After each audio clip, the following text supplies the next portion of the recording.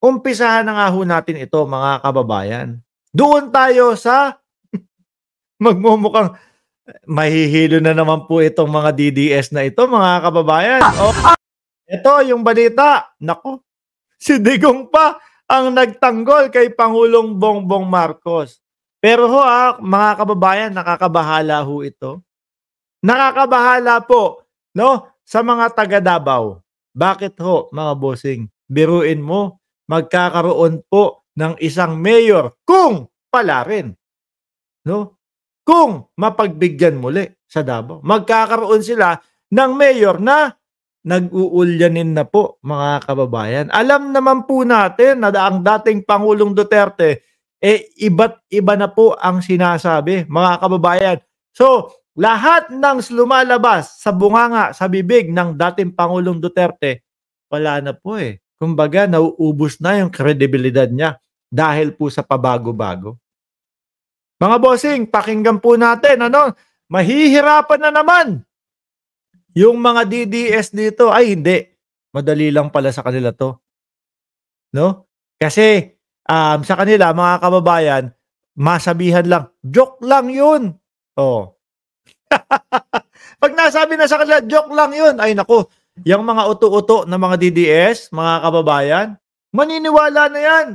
Oh, pakinggan natin, paano kaya nila ipapaliwanag to. Sabi na naman ni dating Pangulong Duterte, wala naman daw talaga sa listahan ng ating Pangulong Bongbong Marcos. Paano na yung mga inventor? Paano na sila Maharlika? No? Paano yung sinasabi nila na bangag, bangag, bangag? O di ba kayo mga DDS diyan, inang-inan nyo no? Inang-ina. Oh, mga nanay nyo. Di ba? Inang-inan nyo no? Masyado kayong mga uto-uto O, pakinggan nyo. Tanggol ni dating Pangulong Rodrigo Duterte si Pangulong Bongbong Marcos laban sa tirada ng kanyang anak na si VP Sara. At kasunod ng mga tirada ni Digong noon kay BBM, sinabi niya ngayong wala na pala ito o wala ito sa narco list. Nasa frontline ng balitang yan, si Mayan Los Baños. Yung pa lang po, marinig pa lang po mga kababayan ng mga DDS na sumasakit na ulo nila. Anak ng tinapa naman itong tatay natin. No? Sumali tayo doon sa pakikipaglaban niya, doon sa pagtawag na bangag. Meron tayong bangag na presidente. Tapos eto na naman, pinaglalaruan yata tayo nitong tatay natin. Hindi na natin alam kung paano siya ipagtanggol eh. Di ba Ma'am Chris Rose? Anak ng tinapa. Bangag, hindi. Bangag, hindi. Ngayon naman, pinagtatanggol. Ano ba yan? Baka nanguuto. Baka sakaling masalba ang dating Pangulong Duterte kung manguutuho. No? Sabi ni Jiro Kansaki, fentanyl pa po. Sabi ni Hans Christian Yu, sus, ito na namang ICC. Tagal, ano ba talaga? Kailan papasok ang ICC? Sabi nga ni dating Senador Trillanes, biglaan yan. Hindi pwedeng sabihin yung mismong petsa o yung buwan. Kailangan biglain sila.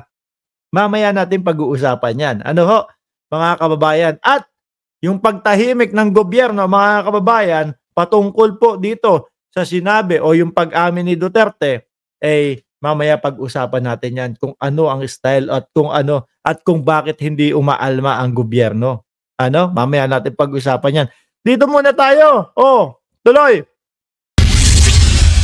Si Bongbong Marcos bangag doon. Ngayong presidente na bangag natin ang presidente. Yan yung sinabi ng dating Pangulong Duterte nung unang araw nung mautog nila. Tapos, habang dumadaan ang mga panahon, mga bossing, ayun, iilan na lang po. Ang natira, si Morales na lang. Kayo, nandiyan pa din kayo? Di ba? Nandiyan na lang kayo sa comment section. May panawagan sila Maharlika na sumama kayo, na lumabas kayo. Tapos sila doon lang sa lugar nila. Hindi nyo sinusunod. Wala pala kayo Mahina kayong supporter ni Duterte. Dapat pag sinabi nung mga tinitingala nyo kagaya nila Maharlika o kagaya ni Kibuloy. Pag sinabi nun, lumabas kayo. Wala, hindi nyo sinusunod eh. Oh, nagmukha tuloy tanga yung inyong tatay. Kesyo, pababagsakin ang gobyerno, pabababae si Pangulong Bongbong Marcos. Meron na bang nangyari? Wala pa din. O unti-unti. Unti-unting nagiging wanted yung inyong mga kasapakat o yung inyong mga iniidolo. Kagaya na lang ni Roque. Ayun, napasubo na mga kababayan. Tuluyan ng napasubo si Roque. Hindi na makawala. Aba, paano pa makakawala yun? May kaso na ngayon. O, pag umakyat pa huyo sa Korte Suprema, pag umakyat pa huyon o lumusot yung kaso na yun, mga kababayan, ay nako, yung pagtatago ni Roque na paisi-isi lang, ibang klase na. Magiging parang alakibuloy na din yun. Di ho ba? O, paano to? Yung mautog ninyo, wala na? Sinayang nyo lang yung pera ni Kibuloy. Sinayang nyo lang yung pera ni Kibuloy na mga kababayan, yung umaasa yung tao na dahil po dito sa mautog na ito, mga bossing, ha? Sila is, tawag doon? Masasalba ni Duterte. Ngunit subalit, wala pala. O, wala naman din pala. Di ba? O, tuloy natin. Hanggang sa naubos na po yung umaattend, mga kababayan. Hindi na bago kay dating Pangulong Rodrigo Duterte kapag binabanatan at tinatawag na adik si Pangulong Bongbong Marcos. Sa prayer rally nga niya sa Davao noong Enero. Sa totoo lang ho, mga kababayan, parang mas nagmumukhang bangag, no? Ang dating Pangulo. Oh. Kasi ho, paiba-iba yung sinasabi, kung ano-ano yung sinasabi, tapos walang patunay. Biglang magbabago, biglang iibahin, babawiin. Ano po? Kaya kawawa ang Davao dito, mga bossing. Kapag yung pinagbigyan nila ulit ito, makaupo, mga bossing, ay nako. Sabi ko sa inyo, ang magiging Davao is parang pag ganun-ganun, no?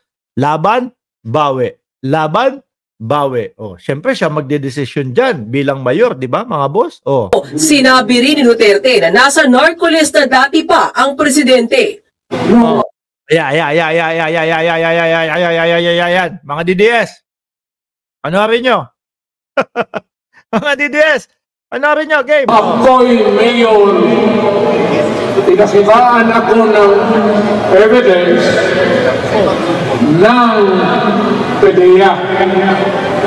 Oh, meron daw pinakitaan ng PDEA. Alam nyo po, mga kababayan, sinabi na po, right after nung sinabi niya yan, siguro tumagal lang ng 3 oras o 2 oras, naglabas na ng pahayag ang PDEA. Walang ganun, walang katotohanan yung sinasabi ng dating Pangulo. Doon sa listahan, nandoon yung pangalan ko. Alam niyo po yung mga pagtatangka nila na gano'n na, nandun yung pangalan mo! Wala po. Hindi kumagat ang taong bayan. Ano? Kasi kung malakas pa ho sila, mga bossing, ay nako, isang sabi lang ng dating Pangulo na nandun yung pangalan mo, bangag ka. Malamang po yan, nag-alsa na ang taong bayan. Malamang po yan, pati tayo tumanggal na ng suporta. Kaso mga boss, mas nanaig po sa ating mamamayan, sa mabuting mamamayan. Mas nanaig po yung saglit lang. Mukhang kailangan ko na yatang i-check and balance yung mga pinagsasasabi ni Duterte. Mukhang hindi na lahat katotohanan. Yun nga po yung lumabas. Mas nanaig po, mga kababayan, yung mga taong nag-usisa at yung mga taong sinugurado muna kung totoo yung sasabihin o sinasabi ni Duterte. No, sabi ni Ramon Velarde, lakas ng tama ni Digong, sa susunod buwang na yan. Tuloy. Binuweltahan na siya dati ni Marcos at sinabing epekto lang ng fentanyl ang mga sinasabi ni Duterte. Baka nga, yun, totoo, di ba? Na merong fentanyl talagang ginagamit. Baka yun yung mas may patunay ho. Pero sa press con kahapon matapos sumarap sa pagdinig ng Senado sa war on drugs, natanong ulit ang dating Pangulo tungkol dito. Ayon kay Digong, wala naman daw talaga sa narcolist.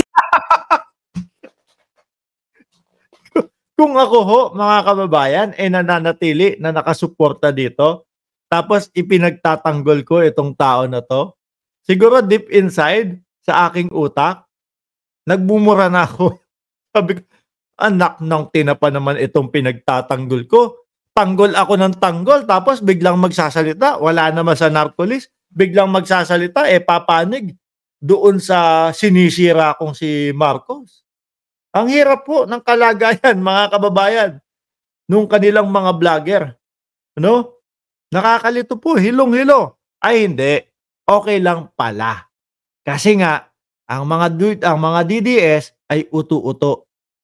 Pag sinabi, joke lang yun. Ito, yung sinasabi ng dating Pangulo na wala sa narcolis, si Pangulong Bongbong Marcos. Isang banat lang yan. Ni Salvador Panelo, joke lang yun. Hindi nyo naman alam na magaling magbiro at mahilig magbiro. Ay naku po, yung mga DDS, mga kababayan. Yung mga DDS, paniniwalaan agad yun. Di ba? Paniniwalaan agad yun, mga kababayan. PBBM. Kanila kasi, nasanay na sila, nasanay na sila doon sa mga DDS na sabihin mo lang na joke dyan, lusot na tayo. Pag sablay, joke. Di ba? Pagka hindi maganda, yung sinabi ng dating Pangulong Duterte at nakita natin at nararamdaman natin na tayo ay tatagilid, sabi mo, joke. Di ba? Mga DDS. Sabi sa inyo nagbibiro lang ang dating Pangulo hindi totoo talaga yung sinabi niya di ba? Ganun lang po sa kanila yon, mga kababayan.